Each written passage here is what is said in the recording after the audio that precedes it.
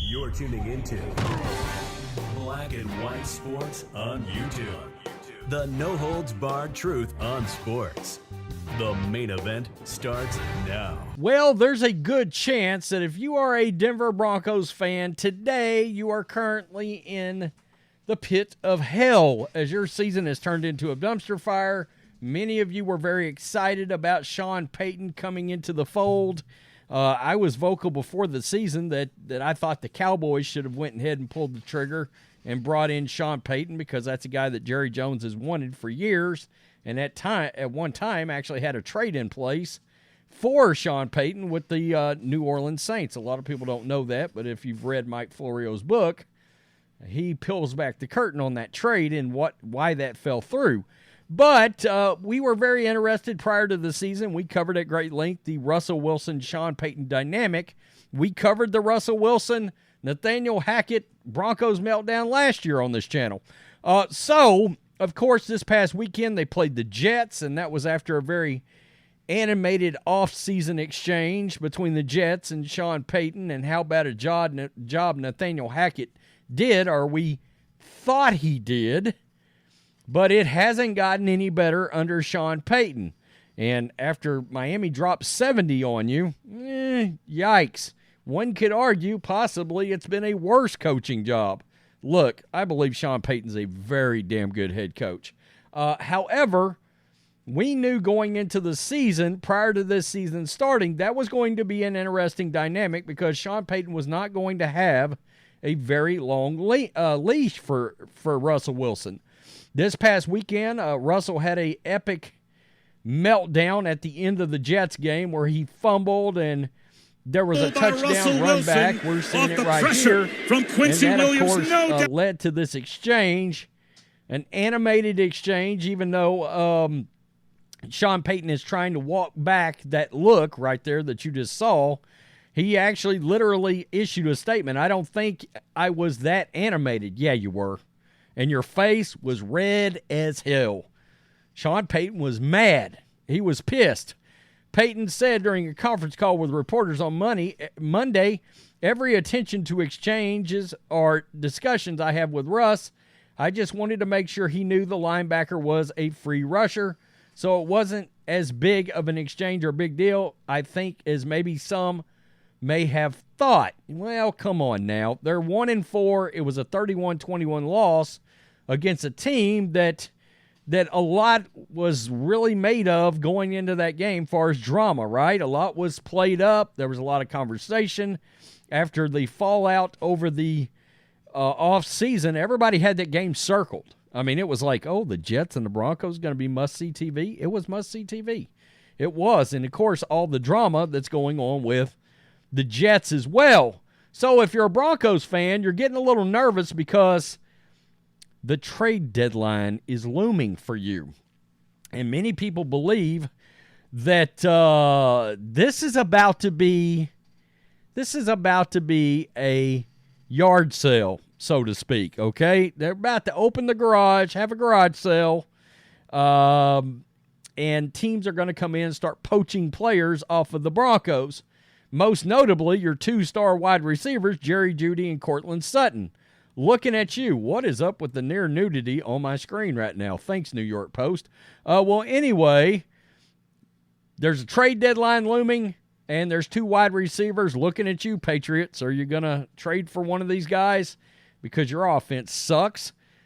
The trade deadline is looming, and this was revealed yesterday, a potential teardown is coming of the Broncos roster. So let's look at this. After trashing Nathaniel Hackett, quote, one of the worst coaching jobs in the history of the NFL last season, Sean Payton is sitting at 1-4 in his first season with the Broncos after Sunday's loss to Hackett's Jets. And with the franchise stuck in a rut, the players are bracing for Payton and company to blow up the roster. This could turn into an epically awful situation, an awful season for the Broncos. But you've got a very deep quarterback draft, okay? We've got Caleb Williams, Drake May, Michael Penix, Bo Nix. Shadur Sanders potentially. You've got a very deep NFL. There's 5, 6, 7 quarterbacks that could potentially be future NFL starters in this next draft. It's going to be the deepest draft in NFL history. Quote, a potential teardown is coming. That's just the way some of these players feel, NFL Network's James Palmer reported on The Insiders Monday. There are thoughts in that locker room to where the changes could start happening in terms of this roster before the trade deadline. The Broncos already made a big move when they traded Randy Gregory, former Cowboys pass rusher, whom they signed to a 5-year, $70 million contract in 2022 to the Niners after he was reportedly going to be released. That trade, quote, really shook up the players, Palmer reported, and it could be the beginning. ESPN reported Sunday that Denver has been receiving calls on other players ahead of the October 31st trade deadline. Man, this channel is going to be busy around that day. The Broncos thought they were changing their fortunes when they traded for Russell Wilson, who's on a massive contract, by the way, but he proceeded to have the worst year of his career, throwing for 3,500 yards, 16 TDs, 11 picks, and a 60.5 completion percentage. He's completing 66.9% of his passes through 5 games this year, but his late fumble Sunday against the Jets cost the Broncos their chance at a comeback. With less than 40 seconds left on the Denver's 41-yard line, trailing by 3, he fumbled. We've all seen that at this point.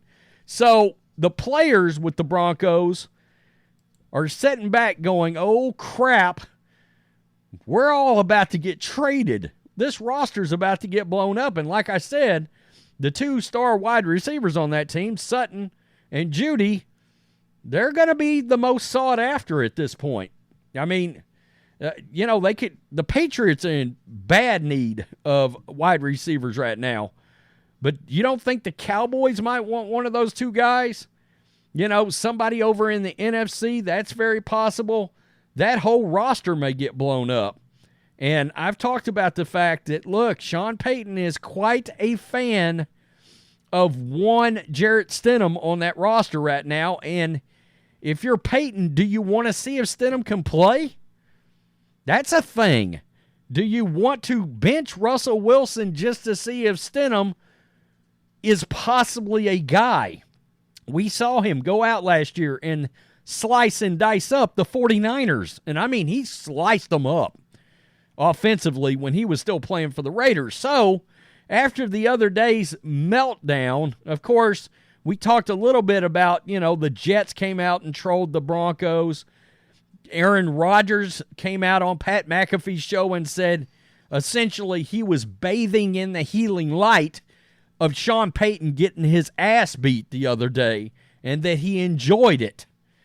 And he also talked about the fact that he may or may not even take a phone call from Sean Payton if he actually called him. He was like, he's going to have to FaceTime me. If he calls me, he's not getting me. And Rodgers even trolled Sean Payton. But that wasn't all, folks. The entire NFL landscape reacted to that meltdown the other day. The Jets are down both starting cornerbacks, and Sean Payton is calling pitchy woo-woo behind the line of scrimmage. This is one of the worst play call games I've ever seen from Sean Payton. An epic disaster. That was Warren Sharp. It didn't stop there. Vance Joseph and Sean Payton are getting outcoached by Nathaniel Hackett and Robert Saleh. Yeah, slapping my face. Face palm, too. By the way, it should be noted, Rex Ryan wanted that DC job. And I'm not exactly sure why wouldn't you bring in Rex Ryan if he wants that job? Vance Joseph, I never understood keeping him. I really didn't. He's always kind of been known to be a hack, to be honest with you. Nathaniel Hackett greater than Sean Payton. I don't believe that, but okay. Sean Payton did all that talking about Hackett and fitting to lose to him. They did lose to him.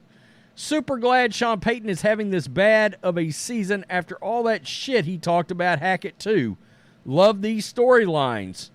I mean, Sean Payton fraud checked by Hackett. Sean Payton is a friggin' punk and is going to be it's going to be spectacular watching him fail big in Denver. He's never been a head coach of a team that didn't have Drew Brees as quarterback. I hope Hackett tells him, quote, not as easy as you thought, huh? Sean Payton runs his mouth, then loses to Nathaniel Hackett. Payton is out of leeway going forward. His time has passed. The only thing that remains from his Saints' success is a misplaced ego. Time to trade them all. Sean Payton could go scorched earth on Nathaniel Hackett, but he can't figure out what personnel the Jets are running out on defense.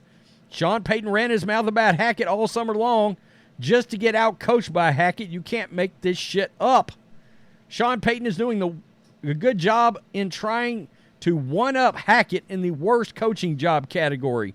2 bad football teams. This person says justice in that debacle the other day. So it's a nightmare for the Broncos. It really is. And now you're looking at for sale signs on the Denver Broncos roster. Like, we're open for business. Just come in, look, have a look around. You see everything's laid out on the table. You got Jeudy over there like this, winking at Mac Jones or winking at somebody. Somebody might want him. You know, I initially thought, man, one of those 2 guys would look great on the Chiefs, but I don't see the Broncos trading either one of those guys in division, right? I just don't. But look around the league, connect the dots with anybody that might need a wide receiver that doesn't have one right now, and frankly, the wide receivers are pretty good around the league. The teams have done a good job of bringing in wide receiver talent. Would the Tennessee Titans look to add another guy? They got DeAndre Hopkins, but if you had a chance to add Sutton or Jeudy, would you consider it? I don't know. I'd have to look at all the rosters. The Green Bay Packers. Maybe. I don't know. Or let's say the Minnesota Vikings decide to not say we're giving up on the season. We're keeping Kirk Cousins, and they trade for Jeudy or Sutton to offset the loss of Justin Jefferson. That's a possibility. I never even thought about that they could just turn around and reload at wide receiver, and then when Jefferson comes back, holy hell, the Vikings, you're talking about Jordan Addison, you're talking about Justin Jefferson, and potentially like Jeudy or Sutton or somebody like that. I don't know, but it's a disaster so far. I did see an article about Sean Payton's seat, his hot seat. His coaching seat might be warming up. I don't believe that. Okay? I think even though it's the Walmart group and they got a bottomless pit of money and can eat any contract, I think Sean Payton's getting 3 years. Okay? I think his pedigree, I think his history is going to earn him 3 years to try to get this thing turned around.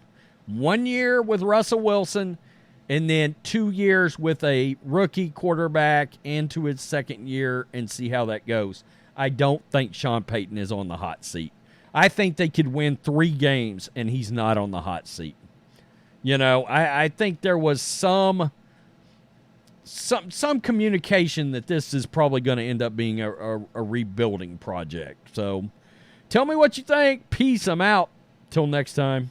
Thanks for watching the show. Be sure to like, comment, and subscribe.